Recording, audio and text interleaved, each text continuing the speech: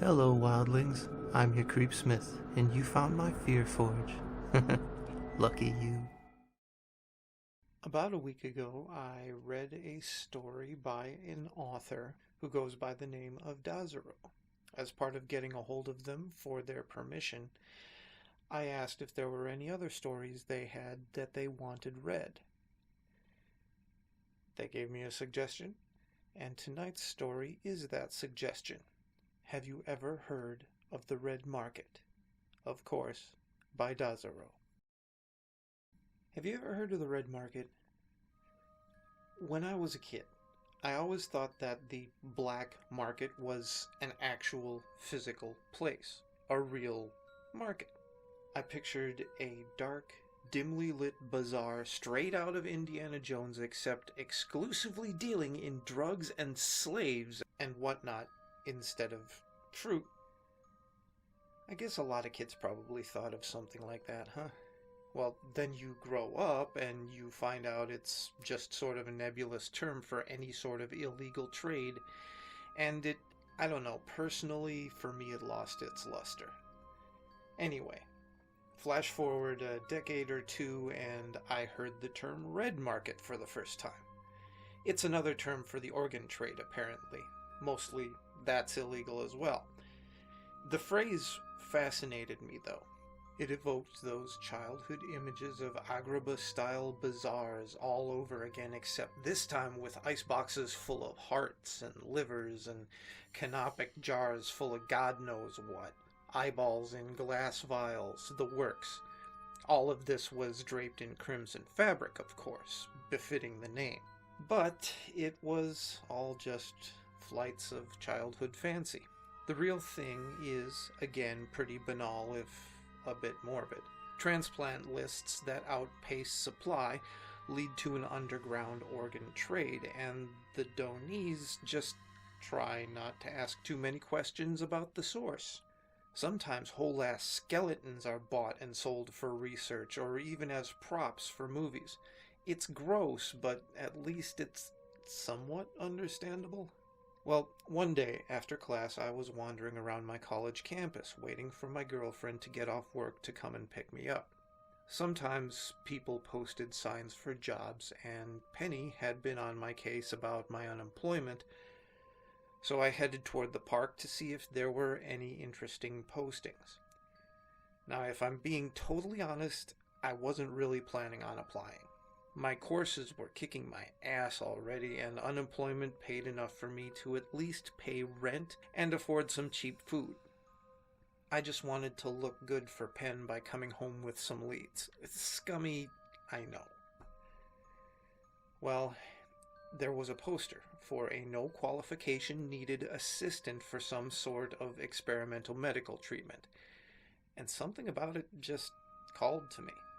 It promised quick, easy cash for a small workload, with the caveat that you signed an NDA and be okay working around blood. I was already studying to become a nurse, so those stipulations didn't bug me one bit, and some easy money on the side wouldn't hurt either. Maybe I could actually afford to buy a new video game or two without rifling through Penny's purse. At this point, you're probably thinking that I sound like a terrible person. Maybe you'd even be right. But don't worry. Karma's a bitch. Anyway. Penn picked me up and chewed me out as usual. I tuned her out and played on my phone, nodding and muttering, as necessary to keep her from blowing up. Look, it wasn't the healthiest relationship, but the sex was great and I couldn't afford to live on my own. So, why not? Anyway, not long after we got home, I told her at one point that I had to make some calls to some potential employers. And for once, I wasn't lying. I went into the other room and rang up the guy behind the medical experiment. "Sam here," he answered in a thick drawl. Is this about the posting?" Yeah, my name's..." He cut me off. "Don't care. Short-staffed, you're hired. Meet me at 4th and Washington, I'll be wearing a red coat." And he hung up. Weird. "Hey, babe, I got an interview. I'll be back in a bit, I called through the door as I left. I didn't know if she heard me. Didn't really care either. If she knew I was out, she'd probably have her boy toy Ricky over anyway. Thankfully, the corner Sam mentioned wasn't too far away, even by foot, and the weather was nice enough for a brisk stroll. I was feeling pretty good despite how weirdly and abruptly the call went. Hell, I actually found myself whistling happily as I walked to 4th Street. I was optimistic. Maybe this could help me turn my life around in some small way. I approached the corner and saw a short man in a bright red trench coat with a matching wide-brimmed fedora. He looked for all the world like Danny DeVito dressed up as Carmen Sandiego. You, Sam? I asked as though there was any doubt. Sam nodded and grunted in the affirmative. Then he spun wordlessly and entered the dimly lit warehouse behind him, beckoning me to follow. Okay, that was a bit creepy, I'll admit, but again, in a pretty bad place mentally, so I didn't hesitate to follow him in. Sam and I walked down a seemingly endless corridor, lit by flickering fluorescent lamps. The only sounds were the thuds of his heavy boots and the flapping of my flip-flops and the squeaks of the occasional mouse. About 10 minutes passed. So, what kind of research? Sam stopped in his tracks. He whirled around, glared so hard I swear his eyes glowed as red as his attire, and shushed me harshly. He turned back around and resumed his march as I meekly followed behind him. Stomp, flop, stomp, flop, stomp, squeak, flop. Over and over.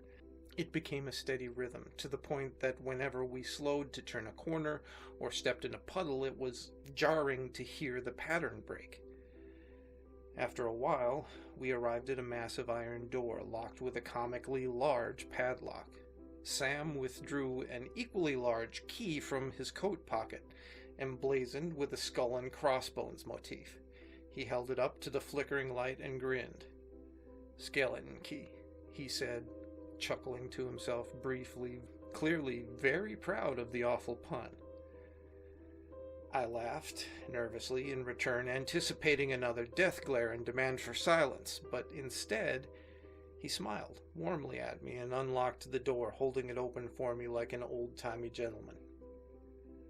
"Right this way, honored guest," he said. "Apologies for the trek down here. We have to keep our operations hidden from prying eyes and ears, you know. Anyway, welcome aboard." I cautiously slipped past him and entered the room. In stark contrast to the dimly lit, dilapidated corridors that had led here, the lab was bright, pristine, and colorful. Machines of all shapes and sizes hummed to life as Sam flicked a switch on. The one-time reception desk at the center had been repurposed as a makeshift workstation, covered in microscopes, racks of test tubes, and incubators. Tubes going down into the floor carried liquid to and from the largest machine. It shuddered periodically and ejected a canister into what looked like a tackle box angled to catch it. The box was by this time nearly overflowing. I stared in wonder as the soft blue lights overhead illuminated this marvel of modern medical science. It was honestly incredible. Despite my education, even I had no idea what some of these devices actually did. The only thing that was missing was workers. "Where is everyone?" I asked. "I told you, we're very short-staffed at the moment, so they spared me for a day to go out headhunting. Told me to just grab whoever I could, and look, the ad wasn't lying. No experience necessary." "I see," I answered hesitantly. I really didn't get it at all, to be honest. "So what do you guys do here? What do you need my help for?" Sam walked over to the coat rack and hung up the obnoxiously bright hat and jacket. "We just need some warm bodies, really," he said with a laugh. I was getting tired of his bizarre sense of humor. I liked him better when he was silent. Right. Haha. Seriously, though, what do you need me to actually do? Courier service, for lack of a better word. Just need some of our products delivered. Discreetly, no questions asked. We'll pay handsomely for your silent compliance. He collected the tackle box, closed the latch, and handed it to me, then replaced it with another empty one.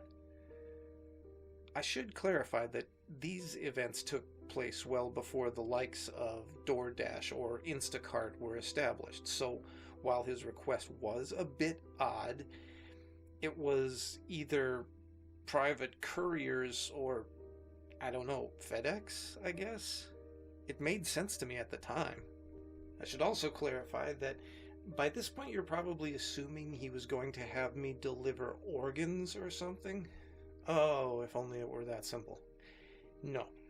At this point, Sam really did have experimental medicine that he was developing and needed a hand delivering to his patients on the down low.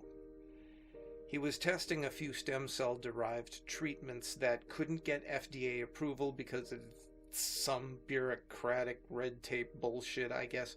Some sort of antiretrovirus injection, a miracle foam first aid spray, you know, that kind of thing. So I took tackle boxes full of syringes and spray cans to a few of his customers in exchange for cash and an oath not to speak a word to anyone. If you haven't noticed, I'm pretty bad at keeping my promises. A few weeks go by, and I'm enjoying having some disposable income for once. And even better, it's all cash and under the table so I can keep my unemployment benefits. Life was good. Or at least it was better than it had been for a long time.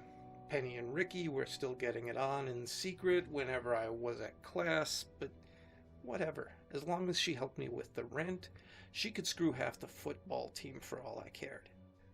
After a few more months of this, Sam started to open up a little more.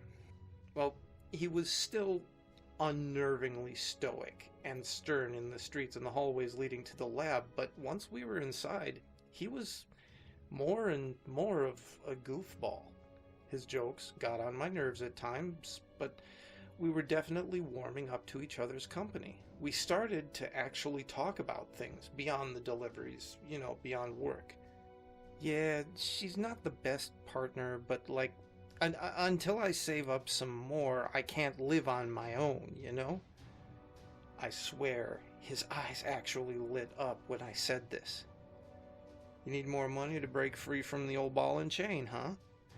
Well, I'll see what I can do. Some of my clients have some pretty deep pockets. The stuff that you've been peddling? That's chump change. His countenance returned to deadly serious Sam that had greeted me on the street corner. Assuming, of course, that you can be a good boy and stay quiet. He practically growled at me. I nodded, meekly. Of course, Sam. Ain't told a soul where I'm getting the money. Honest. Sam paused and looked me up and down with a scowl. He sighed heavily and turned, and I shit you not, pulled down a candelabra-style light fixture on the wall, causing a dusty section of the masonry to slide in and then rise into the ceiling. I just stared, slack-jawed and confused. What in the Scooby-Doo hell? As the secret door opened, a series of identical sconces sprang to life beyond it, illuminating a damp-looking stone brick corridor. I half expected a swarm of bats to come fluttering on out. This is where we keep the premium shit, Sam answered. Gotta keep it away from those meddling kids, he finished with a wry smile. As he led me down yet another seemingly endless corridor, one thing caught my attention. The smell. It was awful. It smelled like middle school gym teacher's locker room with just a hint of morgue. I noticed that Sam had pulled his neckerchief up around his nose and mouth. He saw me wince and then handed me a small perfumed bandana of my own. Still time to turn back, kid. No shame if you don't have a strong enough stomach. But I was committed. Any reasonable young man would have taken him up on that offer. Probably wouldn't even have made it this far, really. But I was dumb, broke, and miserable, so I held the cloth up to my face and pressed onward. It smelled vaguely of lilac. Eventually, we made it to the end of the hallway. Sam knocked on the door rhythmically, and it slowly creaked open. The smell intensified, even through the lilac. As soon as he stepped over the threshold, a cacophony of screaming and banging erupted from somewhere below us. I cautiously followed, noting that we were standing on a narrow walkway over a dark pit.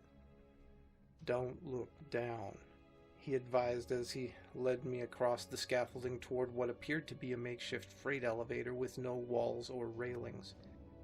I tripped over a loose power cable at one point and nearly went over the edge. With Sam's help, I steadied myself, but I had dropped the bandana. The smell was overpowering. Sweat, feces, blood, decay. What the hell was going on down there? The wailing and banging continued and intensified as the bandana fluttered down into the darkness below. Then I heard a loud snap, a yelp, and everything went silent.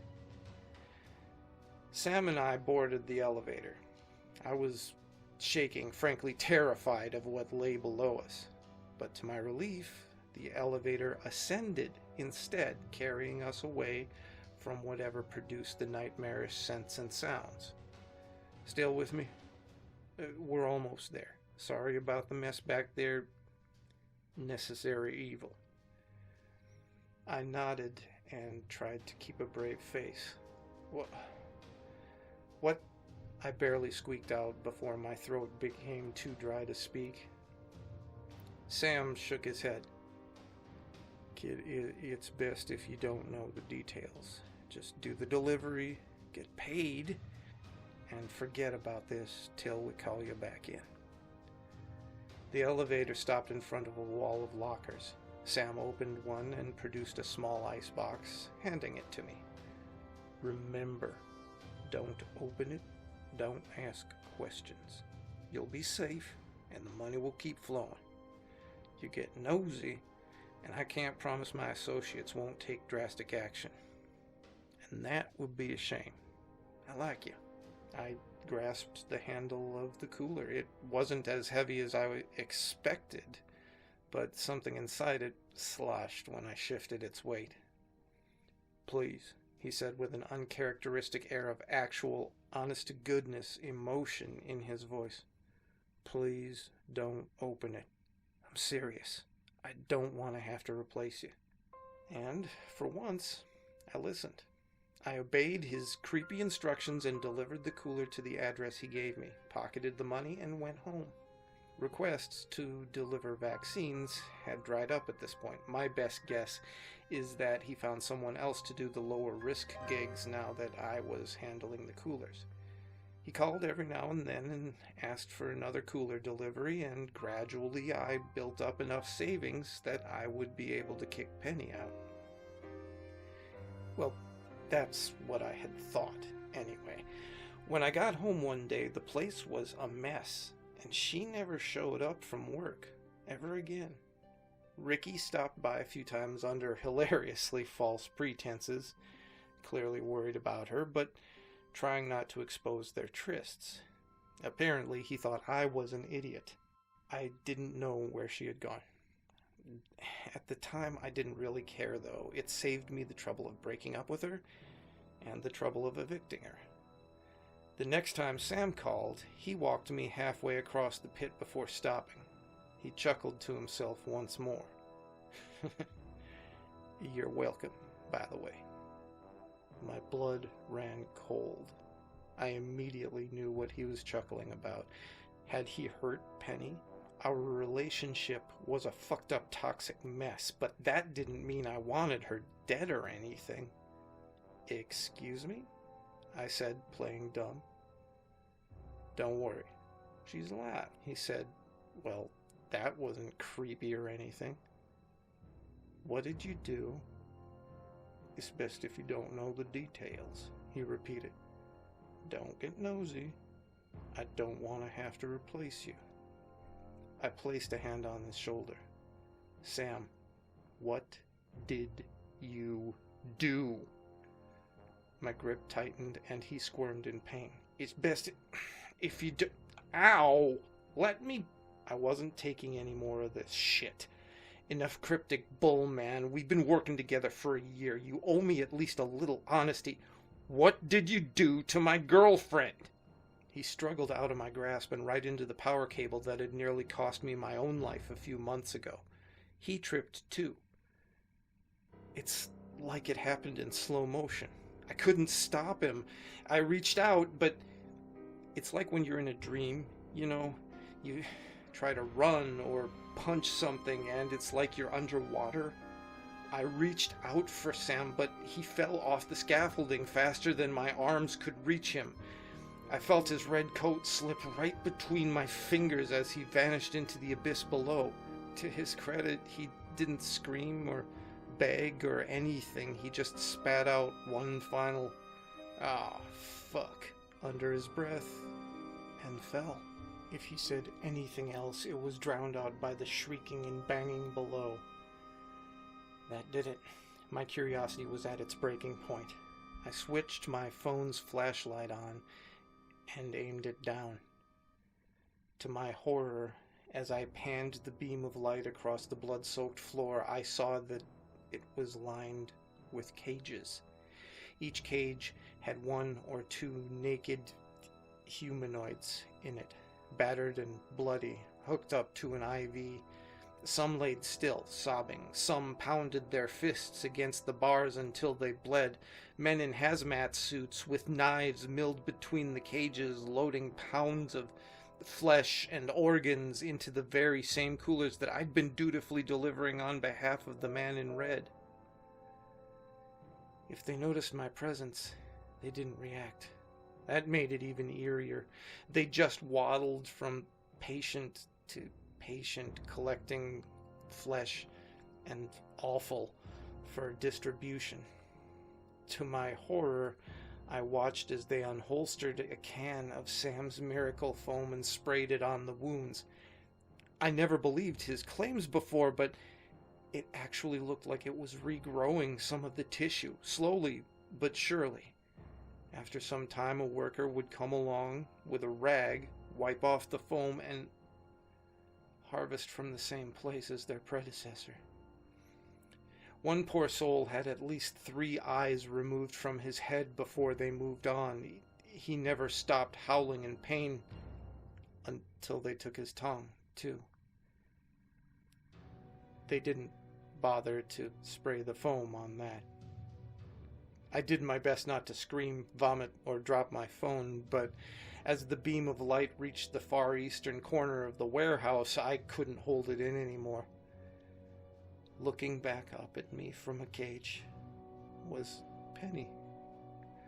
She was battered, bruised, head shaved, multiple IVs and straps holding her in place, barely recognizable. But I'd know those eyes anywhere. They were the eyes that originally attracted me to her before our relationship went to shit. Our gazes met, and she tried to call out to me, but her tongue had apparently already been excised and loaded into a box. A worker approached with a can of the miracle foam. I began to sob. "I'm so sorry." I mouthed it. I hoped she could tell what I had said, but I didn't stick around or mount a rescue effort or anything.